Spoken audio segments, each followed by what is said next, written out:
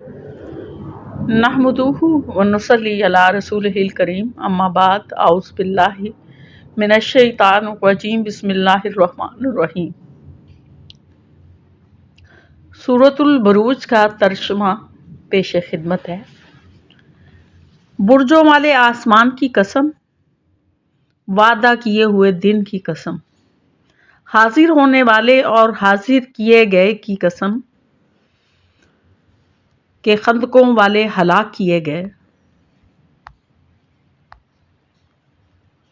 وہ ایک آگ تھی ایندھن والی، جبکہ وہ لوگ اس کے آس پاس بیٹھے تھے اور مسلمانوں کے ساتھ جو کر رہے تھے اس کو اپنے سامنے دیکھ رہے تھے۔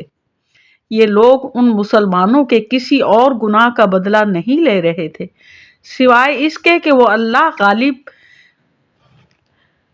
تعریف والے کی ذات پر ایمان لائے تھے، جس کے لیے آسمان و زمین کا ملک ہے اور اللہ تعالیٰ کے سامنے ہر چیز۔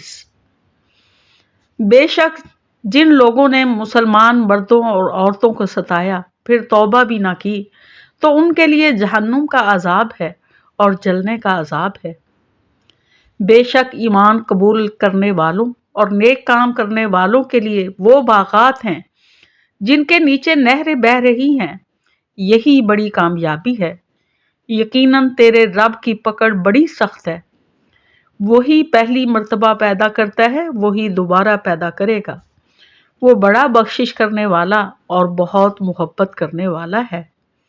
عرش کا مالک ہے، عظمت والا ہے اور جو چاہے اسے کر گزرنے والا ہے۔ تجھے لشکروں کی خبر بھی ملی ہے، یعنی فرعون اور سمود کی؟ کچھ نہیں بلکہ کافر تو جھٹلانے میں پڑے ہوئے ہیں، اور اللہ تعالیٰ بھی انہیں ہر طرف سے گھیرے ہوئے ہے۔ بلکہ یہ قرآن بڑی شان والا ہے، لوح محفوظ میں لکھا ہوا ہے۔